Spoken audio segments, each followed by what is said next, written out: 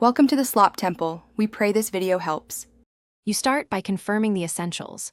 Plug the mic into a known good port and power it. Once done, open your operating system sound settings and set this device as the default input so apps actually use it. Make sure input volume is up. Disable exclusive control so one program cannot monopolize the device. You do this now because many unavailable errors come from the system never selecting or allowing the mic in the first place. Next, focus on permissions and drivers. Grant the microphone permission to the app and to the operating system, sometimes toggling permission off and back on resets access. Then update or reinstall audio drivers, use Device Manager or the manufacturer's installer, because corrupted drivers often cause unavailability. Also verify the app's selected input device and matching sample rate, like 44.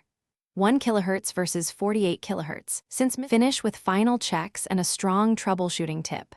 Restart the voice app first. If that fails, reboot the computer to clear any locked device handles. Test the mic in a different application or on another device to determine if the issue is hardware versus software. If problems persist, reinstall the voice app after a reboot. A key tip: reboot, then plug the microphone in before launching the voice app. This simple sequence often prevents the mic from being marked unavailable. Thanks for watching. Consider subscribing if we helped you.